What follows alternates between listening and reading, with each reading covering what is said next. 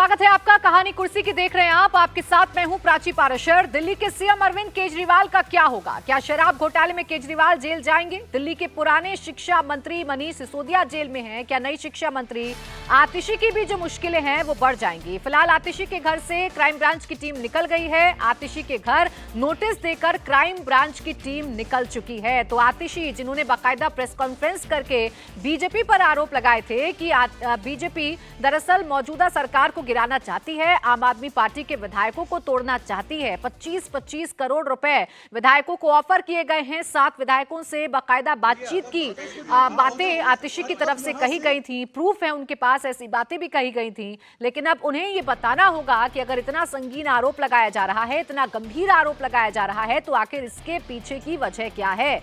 Crime branch बार बार ये कह रही है कि आपके पास जो सबूत हैं, आपके पास जो जानकारी है, जो 7 विधायक हैं, कम से कम उनके नाम तो हमें बताइए। कम से कम ये तो बताइए कि बीजेपी के किस नेता ने कौन से विधायक से कब संपर्क किया था और क्या एग्जैक्ट ऑफर विधायकों को दिया गया था।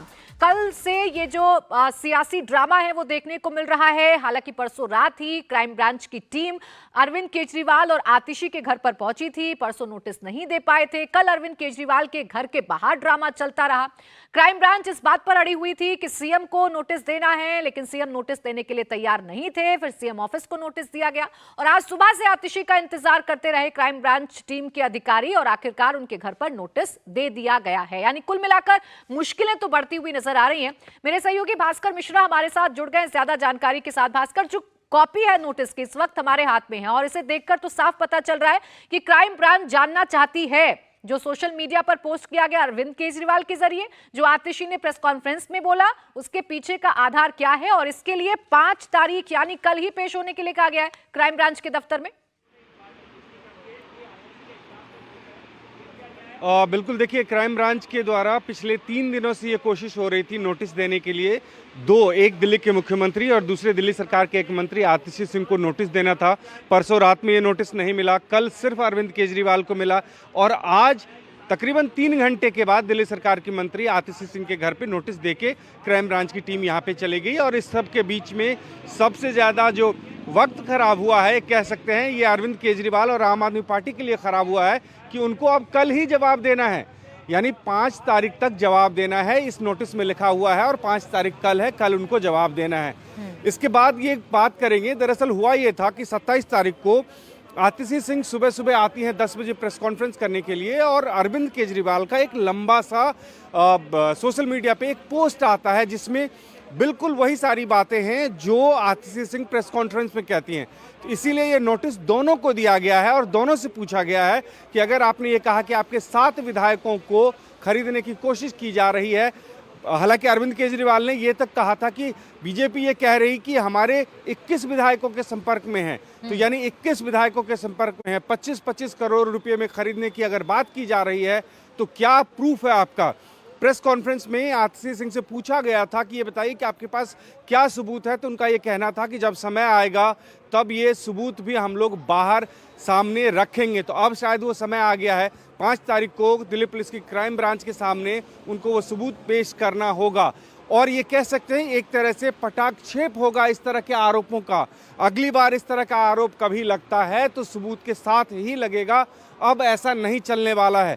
2014 से लेके अब तक कई बार आरोप लगे हैं। यानी भास्कर, हवाई बातें तो अब अरविंद केजरीवाल कर नहीं पाएंगे। आगे की सियासत में भी उन्हें तय करना होगा कि अगर वो गंभीर आरोप लगा रहे हैं, अगर वो कह रहे हैं कि उनके विधायकों को खरीदा गया है, तो उनके पास पुख्ता सबूत तो कम से कम होने चाहिए। अब भास्कर, इस नोटिस को लेकर या क्राइम ब्रांच के इस कदम को लेकर या भारतीय जनता पार्टी जितना सीरियस हुई है, शायद अरविंद केजरीवाल ने सोचा ना होगा। पार्टी के अंदर चर्चा फिलहाल क्या हो रही है? वो किस तरीके की तैयारी कर रहे हैं? कल ही उन्हें पेश होना है, कल ही उन्हें सबूत रखने हैं क्राइम ब्रांच के सामने। और देखिए, क्राइम ब्रांच के सामने सबूत पेश करना है इनको और उसके लिए कोई बहुत बड़ी चिंता नहीं है पार्टी को। इस तरह के देखिए पॉलिटिकल जो आरोप प्रत्यारोप होते हैं ना, इसमें पार्टी का स्टैंड बहुत पहले से ही क्लियर है। उनको राजनीति करना है, सिर्फ कोर्ट और मुकदमे नहीं करना है। याद होगा जब अरविंद केजरीवाल के ऊपर में केस चल रहा था, कई मानहानि के केस चले थे और हर जगह बार बार जाके माफ़ी मांगी थी अरविंद केजरीवाल ने, तो कई सवाल उठे थे अरविंद केजरीवाल के ऊपर में, लेकिन उनकी स्ट्रैटेजी साफ है कि वो राजनीति करने के लिए आए हैं और सिर्फ कोर्ट का चक्कर नहीं लगाएंगे। अरविंद केजरीवाल और आम आदमी पार्टी के द्वारा जो कहना था वो पॉइंट उन्होंने रख दिया जनता के बीच में। बेशक इस लेकिन नोटिस इसी के राजनीति में अपनी विश्वसनीयता को भी तो बनाकर रखना रखना है ना भास्कर। जनता के बीच में जाना है तो कम से कम ये तो बताना होगा ना कि बार बार आप इतने गंभीर आरोप लगाते हैं, बार बार जब आप किसी नेता को पॉइंट आउट करते हैं, किसी पार्टी को पॉइंट आउट करते हैं, तो सिर्फ राजनीति करने के लिए करेंगे तो जनता जरूर उनसे ये सवाल पूछेगी। मेरे साथ दो खास मेहमान भी हैं स्टूडियो में, समीर चौगांवकर सीनियर जर्नलिस्ट और संगीत रागी राजनीतिक विश्लेषक। अब संगीत जी, अरविंद केजरीवाल का होगा क्या? अरविंद केजरीवाल अब आगे करेंगे क्या? अभी तो वो भागते जा रहे हैं इस नोटिस से, पहले तो यही तय नहीं हो पा रहा था कि नोटिस को एक्सेप्ट करेंगे या नहीं करेंगे। अब कल की तारीख है, कल उन्हें सबूत रखने, यानी कल चेहरा सबके सामने होगा कि सच बोल रहे हैं या झूठ बोल रहे हैं। देखिए, दो हिस्से हैं अरविंद केजरीवाल को लेकर के। बिहार में एक कहावत है प्राची, झूठा के मारे खदेड़ के, यानी कि जो झूठ होता है ना उसको खदेड़ करके मारना चाहिए। तो वही भारतीय जनता पार्टी ने उस कहावत को लागू कर दिया है अरविंद केजरीवाल पर। अरविंद केजरीवाल की राजनीति के लिए एक शब्द अंग्रेजी में हम बोलते हैं शूट एंड स्कूट, यानी कि आप उसमें होता क्या था कि आप फायर कीजिए और फायर करने के बाद जहां से आप फायर कर रहे हैं वो लोकेशन शिफ्ट कर दीजिए, आप हटा दीजिए ताकि काउंटर वहां पर नहीं आ सके। तो ये मिलिट्री टर्म है, लेकिन उनकी पूरी राजनीति का ये है कि आप गंदगी आप बिखेरिए और वहां से चल दीजिए और आरोप लगाइए और चल दीजिए। शीला दीक्षित के खिलाफ भी उन्होंने आरोप लगाया, लेकिन उनके पास कोई प्रमाण सबूत नहीं थे। भारतीय जनता पार्टी के नेता अरुण जेटली के खिलाफ उन्होंने आरोप लगाया, उनको माफी मांगनी पड़ी। जो है वो नितिन गडकरी के खिलाफ उन्होंने माफी मांगी, उनके खिलाफ आरोप लगाया, फिर बाद में उनको माफी मांगनी। तो जब राजनीति में आप बार बार ऐसा करते हैं, अभी उन्होंने कहा कि देखिए उनके राजनीति का ये हिस्सा है, लेकिन जब आप बार बार इस प्रकार की चीजें करते हैं तो आपकी विश्वसनीयता खत्म हो जाती है। तो पहले जब अरविंद केजरीवाल आकर के और मंच से जनता को संबोधित करके बोलते थे कि ये है हमारे खरीद फरोख्त करने की कोशिश कर रही है, तो लोग लगता था कि वाकई क्या ऐसा भारतीय जनता पार्टी कोशिश कर रही है क्या। लेकिन आज की स्थिति ऐसी है जिसमें उनको पूरे देश की जनता जान चुकी है, दिल्ली प्रदेश की जनता जान चुकी है और अरविंद केजरीवाल की इस राजनीति को कोई बहुत गंभीरता से नहीं लेता है। एक दूसरा हिस्सा है जो समन का मामला है। कायदे से अरविंद केजरीवाल के लिए यह भी मुझे लगता है कि ईडी ने बहुत अच्छा उपाय किया है। अब जाकर कल जाकर के यदि ईडी उनको एकाएक गिरफ्तार करती तो वो उसको पॉलिटिकली कैपिटलाइज करने की कोशिश करते, लेकिन कल जाकर के यदि अरविंद केजरीवाल समन के कोर्ट में घसीटा जा रहा है उनको, और कोर्ट यदि कल आदेश दे देती है कि आपको समन का जवाब देना चाहिए, तो उनकी जो राजनीतिक पूंजी थी वो भी रही सही गई। उसके बाद यदि उनको गिरफ्तार करती है, जिसकी ज्यादा संभावनाएं दिख रही हैं, यदि वो गिरफ्तार होते हैं तो जो राजनीति करने की उनकी जो इनका जो लगा हुआ था, मुझे लगता है कि वो भी संभावनाएं खत्म हो जाएंगी। और अरविंद केजरीवाल आज के दिन में बहुत बैकफुट पर है। उनकी राजनीति का जो चेहरा निकल करके आया है पिछले खास करके 2 साल के अंदर, वो एक बड़ा विद्रूप चेहरा आया है। उनसे बड़ी उम्मीदें थी, दिल्ली की जनता को उम्मीदें थी, परफॉर्मेंस को लेकर के उम्मीदें थी, ईमानदारी को लेकर के उम्मीदें थी, लेकिन अरविंद केजरीवाल राजनीति के उसी गंदगी के हिस्से बन गए हैं जिस गंदगी को साफ करने के लिए कमिटमेंट करके वो भारत की राजनीति में उनका पदार्पण हुआ था और जनता ने उनको अपने सर आंखों पर बिठाया था। आज की स्थिति में अरविंद केजरीवाल, जैसे आपके ही चैनल पर भी दिखाया गया था, बाकी चैनलों ने भी दिखाया था, शीश महल कार्यक्रम दिखाया था, और वो अपने आप में बड़ा एक विभत्स रूप था कि एक मुख्यमंत्री जो कहता है कि हम आम आदमी पार्टी हैं, हम आम आदमी की तरह हैं, जो अपना एक नीली वैगन आर पर चला करता था, मफलर बांध करके घुमा करता था, आज वो बड़ी बड़ी गाड़ियों के काफिलों के साथ चल रहा है। आज वो 18 लाख के कमोड पर बैठता है, 36 लाख का उसके पर्दे और 48 लाख के पर्दे आते हैं। किचन के जो है वो इतने महंगी किचन में आइटम्स लगवाता है। तो एक प्रकार की वो जो राजशाही का जो सुख है वो आम आदमी पार्टी का, आप बाहर में जो है वो 10 रुपए का आप पेन रख करके दिखाते हैं, नीचे आप अंडर शर्टिंग नहीं करके चलते हैं। यानी कि जनता से अपने आप को कनेक्ट करने के लिए यह भी राजनीति में संप्रेषणीयता का एक बड़ा माध्यम है।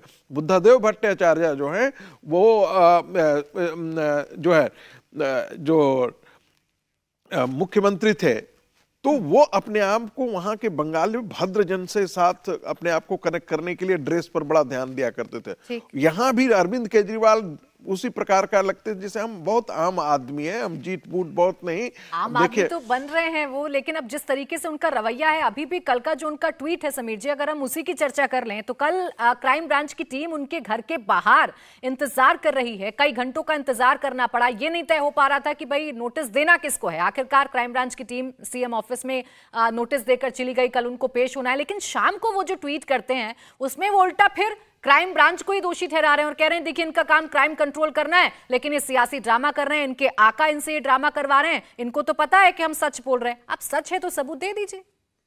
निश्चित रूप से मुझे लगता है कि अरविंद केजरीवाल की जो राजनीतिक जमा पूंजी थी वो लगभग खत्म हो चुकी है और उनकी जो विश्वसनीयता थी और जो ईमानदारी का जो अरविंद केजरीवाल दावा करते थे, मुझे लगता है पूरा रसातल में चला गया।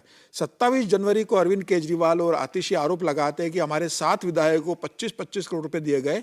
आरोपों का आधार तो आपको बताना चाहिए ना, एक मुख्यमंत्री और एक दिल्ली सरकार की कैबिनेट मंत्री अगर ये कहती है कि हमारे विधायकों को 25-25 करोड़ रुपए भारतीय जनता पार्टी ऑफर कर रही है और दिल्ली की सरकार गिराने की कोशिश की जा रही है और 21 अन्य विधायकों से भी संपर्क किया जा रहा है, और ये कहते हैं उसके बाद कि हमारे पास सबूत है, समय आने पर हम सबूत देंगे।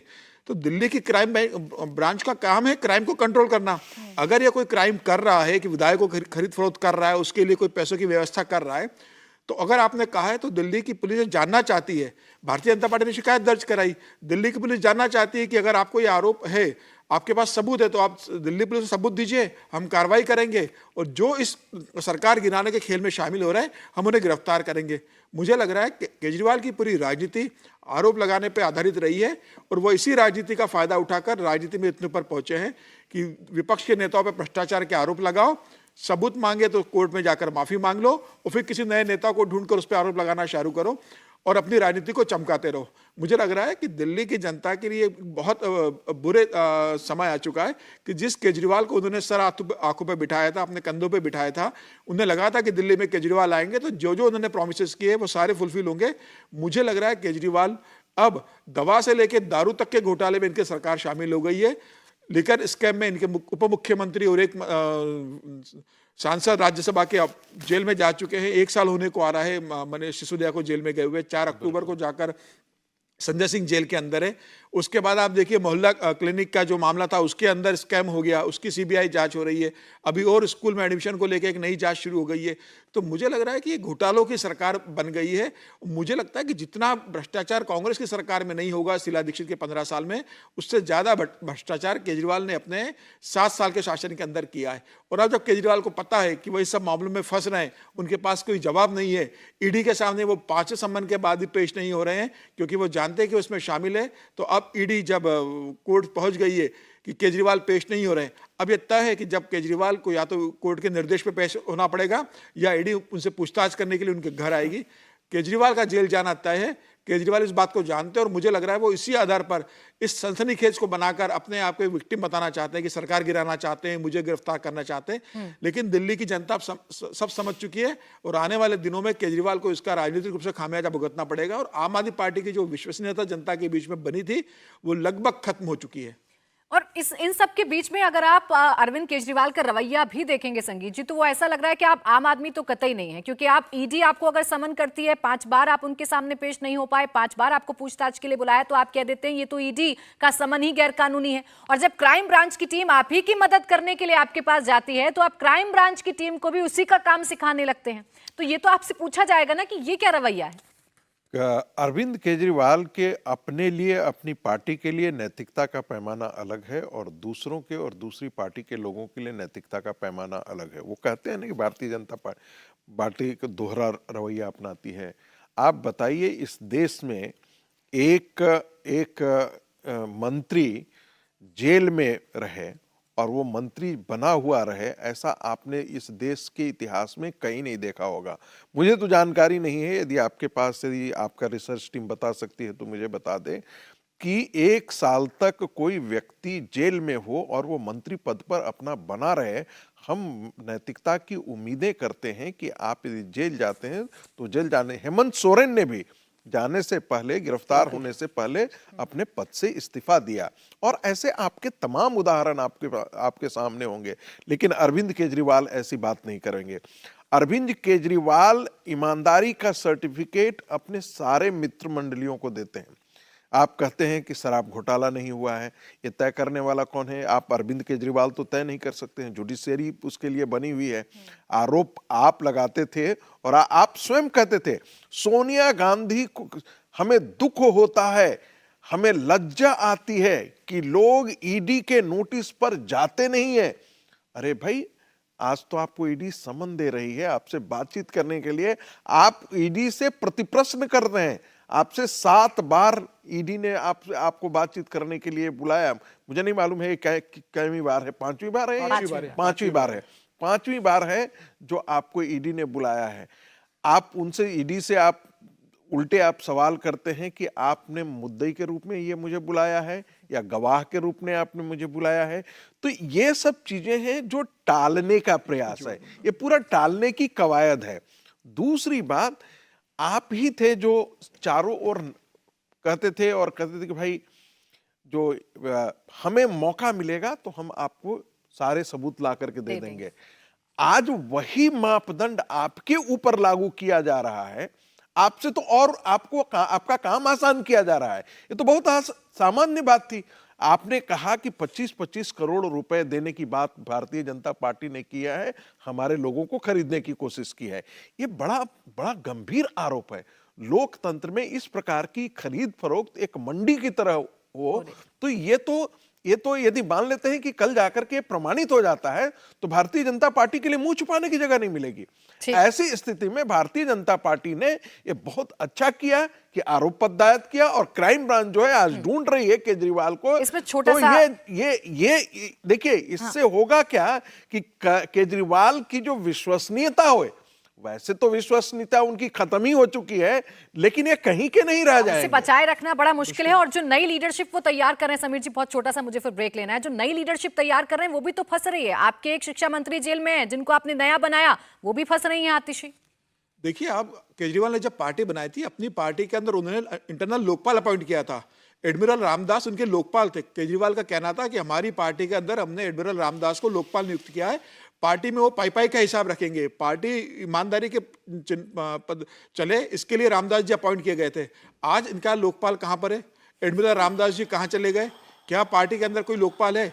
मुझे लगता है सिर्फ जनता को बेवकूफ बनाने के लिए उन्होंने उस समय सब घोषणा की थी। सत्ता में आते जब उन्हें लगा कि अब सत्ता के साथ मलाई भी मिलना चाहिए, तो रामदास को उन्होंने लोकपाल से हटा दिया और भ्रष्टाचार की शुरुआत की। मुझे लग रहा है दिल्ली की जनता सबसे ज्यादा ठगी गई। अगर किसी को सबसे ज्यादा दुख हुआ है और कब से ज्यादा किसी के सपने टूटे तो वो दिल्ली की जनता है। शायद वक्त आ गया है कि उनकी जो राजनीति है, जिस तरीके से वो आरोप लगाते हैं, और ये सामने मोदी की सरकार है, ये सामने जिस सरकार से आप आरोप लगा रहे हैं, गंभीर आरोप लगा रहे हैं, वो एक सशक्त लीडरशिप है।